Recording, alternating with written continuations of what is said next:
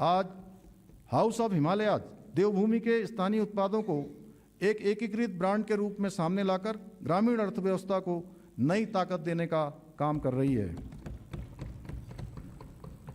उत्तराखंड महक क्रांति नीति 2026 से 36 का शुभारंभ किया गया है।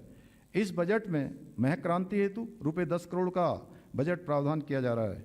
अध्यक्ष जी, मैं सम्मानित सदन के सामने कृषि एवं संबंधित गतिविधियों के संबंध में किए जा रहे कुछ बजट प्रावधानों का उल्लेख कर रहा हूं।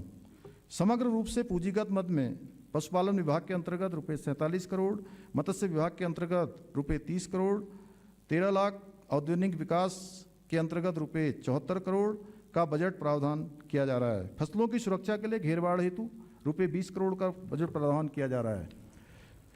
समग्र रूप से एप्पल मिशन के लिए रुपये 42 करोड़, उच्च मूल्य वाली फलों कीवी, ड्रैगन फ्रूट आदि के उत्पादन को बढ़ावा देने के लिए लगभग रुपये 30 करोड़ 70 लाख, राज्य में चाय विकास योजना के लिए लगभग रुपये 25 करोड़ 93 लाख, सगंध पौधा केंद्र को अनुदान एवं सगंध पौधों के क्लस्टर विकास के लिए लगभग रुपये 24 करोड़ 75 लाख, उद्यान बीमा योजना हेतु रुपये 40 करोड़, मुख्यमंत्री राज्य कृषि विकास योजना हेतु रुपये 20 करोड़ का बजट प्रावधान किया जा रहा है। पशुपालन विभाग के अंतर्गत स्वरोजगार परक व लाभार्थी परक योजना हेतु लगभग रुपये 42 करोड़ 2 लाख, मुख्यमंत्री मत्स्य संपदा योजना हेतु रुपये 12 करोड़ 43 लाख, ट्राउट प्रोत्साहन योजना हेतु लगभग रुपये 39 करोड़ 90 लाख का बजट प्रावधान किया जा रहा है। अध्यक्ष जी, आत्मनिर्भरता के लिए कृषि के साथ साथ उद्योग भी महत्वपूर्ण है। राज्य में सीमित भूमि उपलब्धता को ध्यान में रखते हुए हरिद्वार, देहरादून, सेलाकुई और उधम सिंह नगर, काशीपुर, किच्छा तथा पंतनगर में फ्लेटेड फैक्ट्री का निर्माण किया जा रहा है, जिनके माध्यम से लगभग 43,000 वर्ग मीटर प्लग एंड प्ले औद्योगिक क्षेत्र उपलब्ध होगा। एमएसएमई, स्टार्टअप, सेवा क्षेत्र के संबंध में लिए गए नीतिगत निर्णयों से निवेश और स्थानीय भागीदारी दोनों को प्रोत्साहित किया जा रहा है। उभरते हुए स्टार्टअप से युवाओं के लिए रोजगार और स्वरोजगार के अवसर तेजी से बढ़ रहे हैं। अध्यक्ष जी, मैं सम्मानित सदन के सामने उद्योग से संबंधित योजनाओं में किए गए बजट प्रावधानों का उल्लेख कर रहा हूं।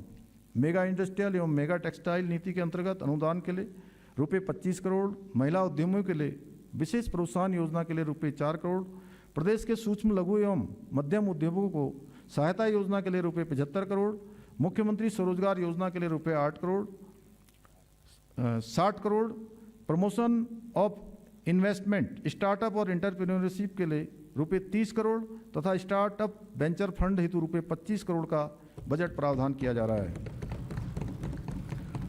अध्यक्ष जी, आत्मनिर्भर उत्तराखंड के लिए कृषि और उद्योग पर संचित चर्चा के उपरांत अब मैं पर्यटन सेक्टर की ओर आपका ध्यान आकर्षित कर रहा हूं।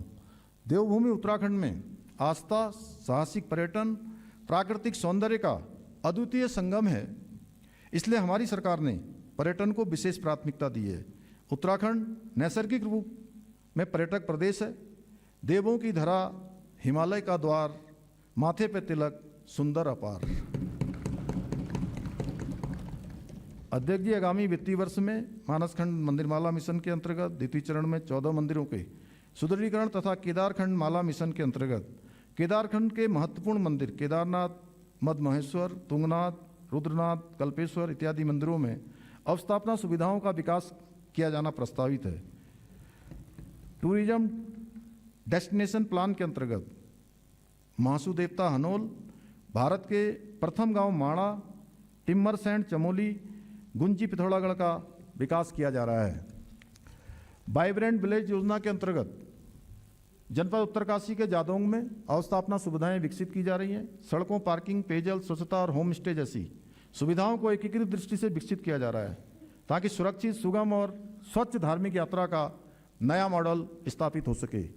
सस्टेनेबल टूरिज्म के अंतर्गत स्थानीय समुदाय की सक्रिय भागीदारी के साथ home stay, eco tourism, trekking trails, river rafting, skiing, paragliding, adventure sports और वेलनेस टूरिज्म, योग केंद्र व फिटनेस अभियान को बढ़ावा दिया जा रहा है। इनके सम्मिलित प्रभाव से उत्तराखंड ऑल सीजन डेस्टिनेशन के रूप में स्थापित हो रहा है।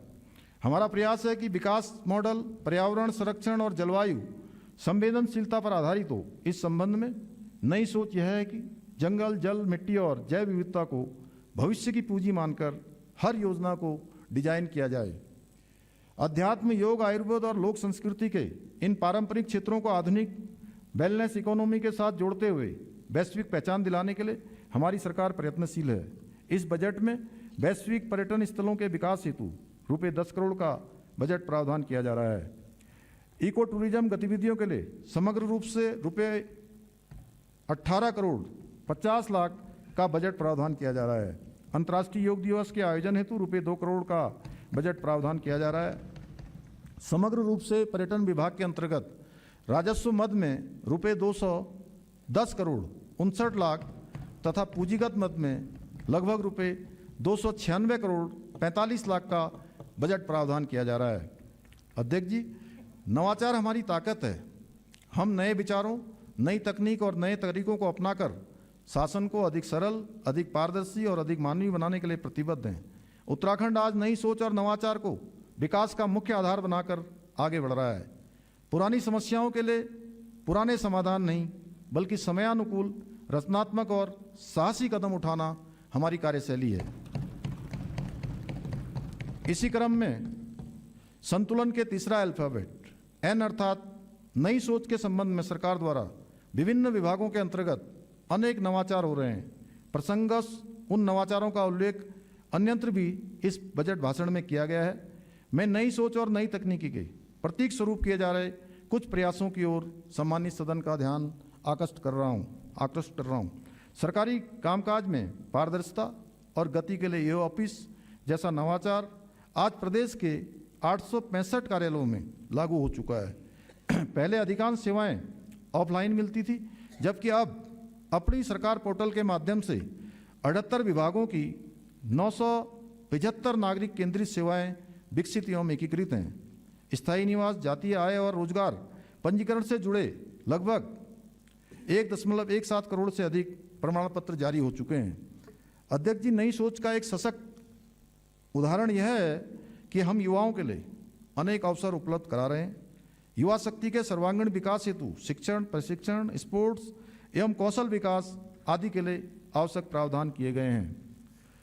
देव कृपा से पास हमारे घने जंगल, निर्मल जल, इसके साथ हमारी शक्ति, हमारे युवाओं का आत्मबल। इसी क्रम में देवभूमि उद्यमिता योजना उत्तराखंड का उल्लेख कर रहा हूं। इस योजना से कॉलेज कैंपस को ही नवाचार और स्टार्टअप की प्रयोगशाला बनाया गया है। हमारा उद्देश्य है कि हर विद्यार्थी सिर्फ नौकरी प्रार्थी नहीं, बल्कि नौकरीदाता और नव प्रवर्तक बनकर उभरे। इस योजना के अंतर्गत 300 से ज़्यादा छात्रों ने अपना क्वालिटी स्टार्टअप शुरू किया है। 20 स्टूडेंट स्टार्टअप को सीड फंड सहयोग दिया गया है। 1240 विद्यार्थियों ने अपने उद्यमों का औपचारिक पंजीकरण किया है। विद्यार्थियों को ब्रांडिंग और मार्केटिंग सहायता प्रदान की जा रही है। कई विद्यार्थियों ने पेटेंट हेतु भी आवेदन किया है। देवभूमि उद्यमिता केवल योजना नहीं, बल्कि युवाओं को नई सोच, जोखिम लेने का साहस तथा तकनीकी से जोड़ने वाला व्यापक आंदोलन है। आपके मोबाइल पर तुरंत आएगी ब्रेकिंग न्यूज। स्क्रीन पर सबसे पहले दिखेगी बड़ी खबर। देश दुनिया की हर खबर एक जगह। अब आपके मोबाइल पर तुरंत फटाफट इंस्टॉल कीजिए न्यूज नेशन ऐप और रखिए खुद को अपडेट।